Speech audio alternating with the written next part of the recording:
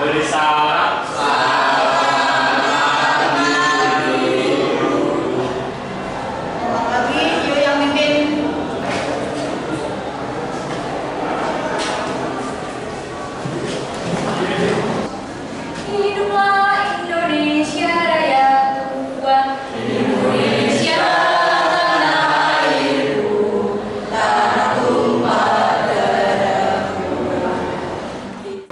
Bukunya siapkan, pelajarannya, lekasnya, halaman berapa?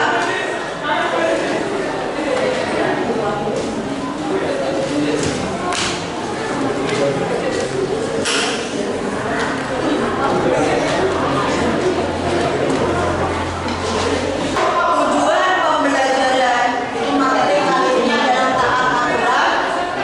Diharapkan setelah belajar taat aturan, kalian itu bisa membandingkan, bisa memahami pengertian dari taat aturan itu yang seperti apa, membandingkan umat-umat zaman dulu sama umat zaman sekarang itu sifatnya yang bagaimana, taat aturan itu yang bagaimana.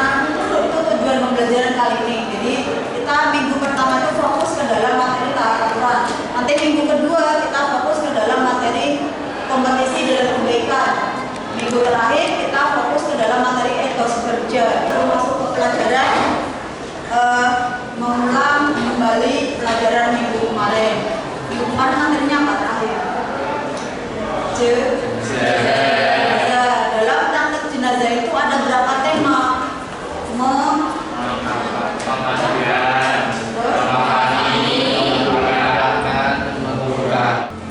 Dalam materi taat aturan itu kita membahas tentang surat An-Nisa ayat 59. Jadi sebelum kita perinci pengertian taat aturan itu apa, maksudnya bagaimana, kita baca dulu Quran surat An-Nisa ayat 59, dibaca bareng-bareng.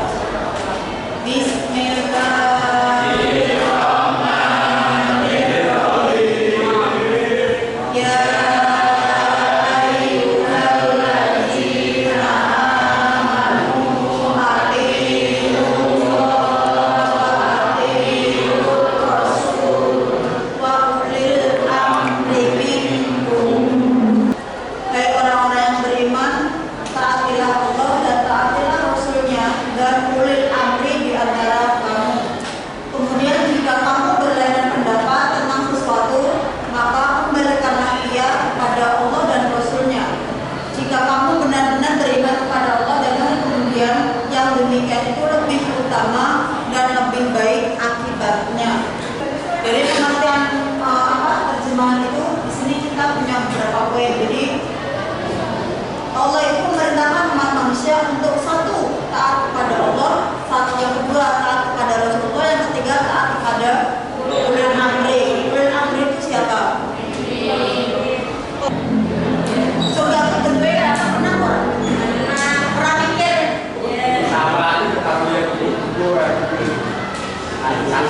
Ya bagaimana? Pikiran saya surga sama neraka itu seperti kos-kosan. Kayak rumah peta-peta gitu loh. Sebelah sini mungkin neraka, sebelah sini surga.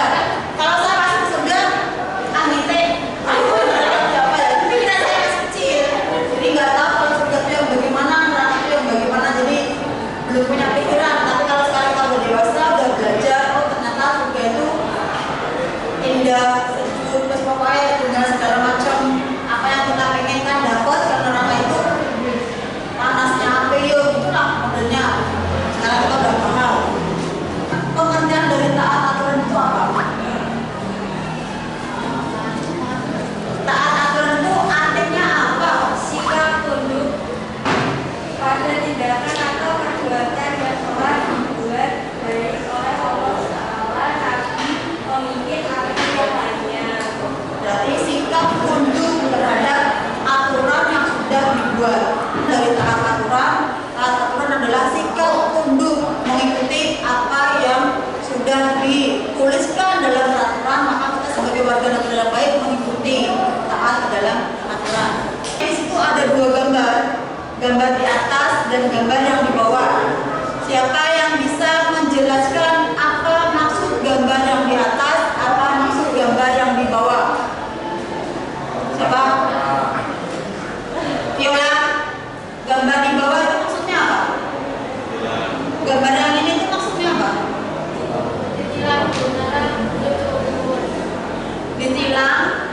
karena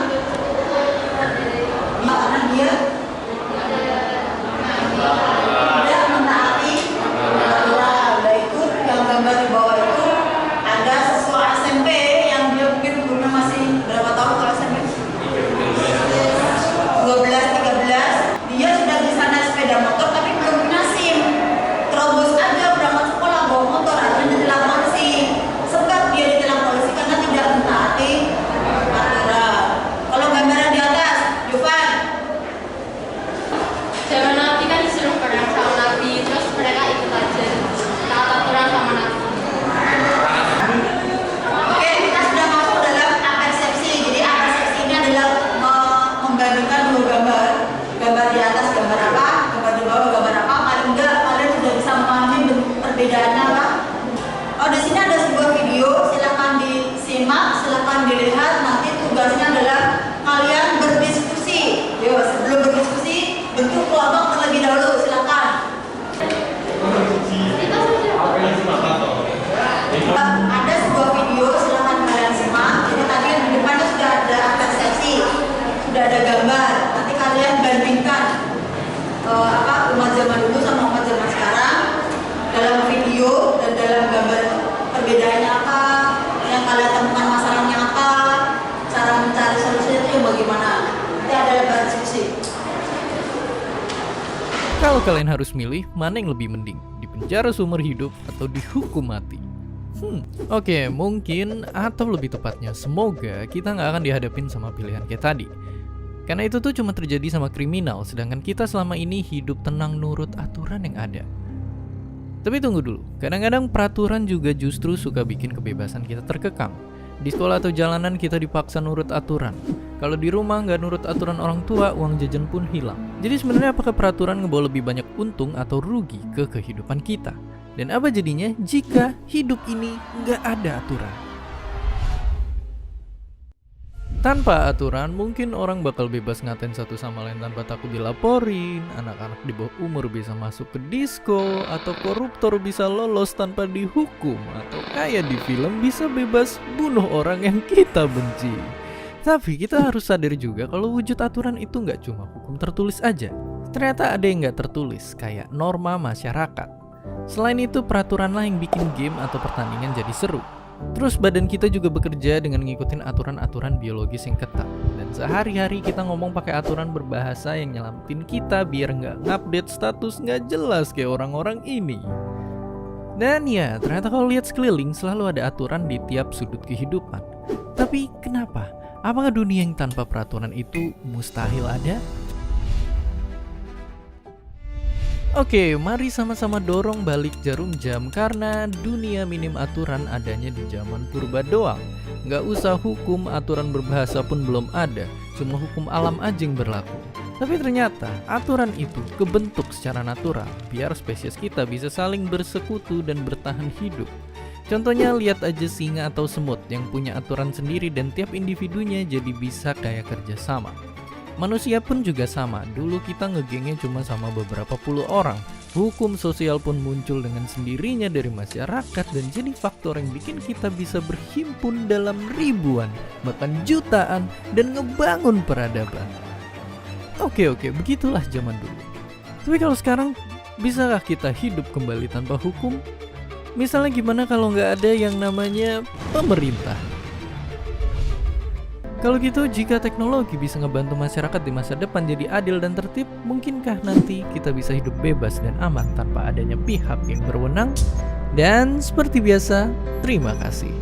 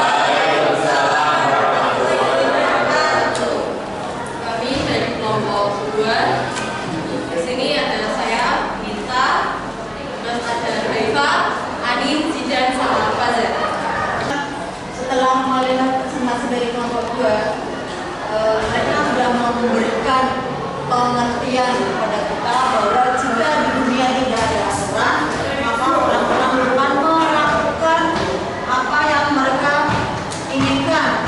Jadi kalau nggak ada aturan itu ya orang berbuat semaunya. Anak kecil mau ke diskotik boleh, bisa aja. Orang-orang mau mabuk-mabukan minum keras bisa, karena nggak ada yang melarang, nggak ada aturan. Itu yang terjadi jika di dunia tidak ada aturan. Setelah berdiskusi, tugas kalian adalah mengerjakan LKPD. LKPD itu adalah lembar kerja peserta didik. Kalau diskusi nilai untuk per kelompok, kalau LKPD itu berarti nilai untuk pribadi. Ini lembar LKPD-nya dikerjakan, dikumpulkan.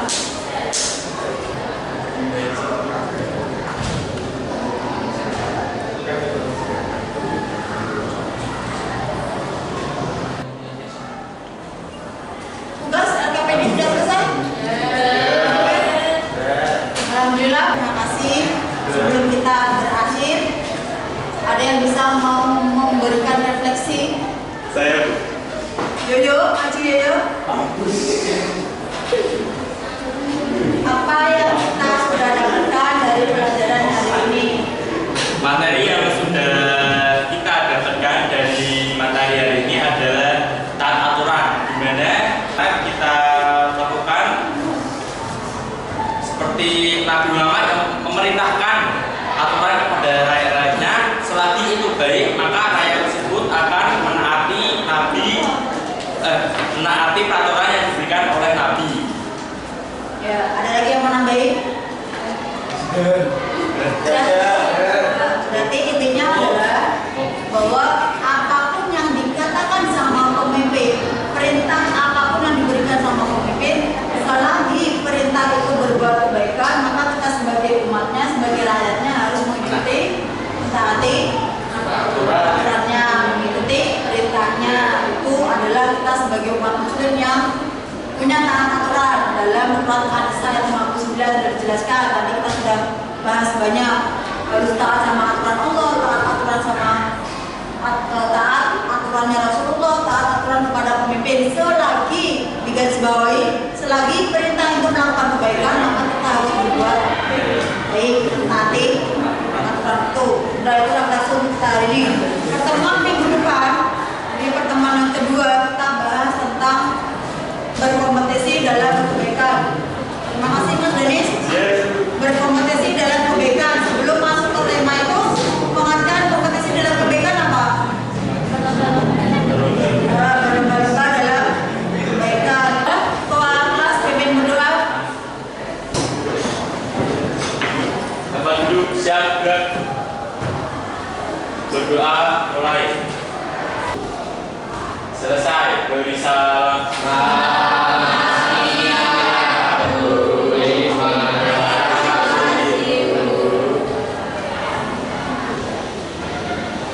Kalau sampai rumah minggu depan, kita ketemu dalam keadaan sehat, kita mulai dari keadaan yang berbeda dengan materi yang berbeda, tapi jangan dilupakan untuk materi hari ini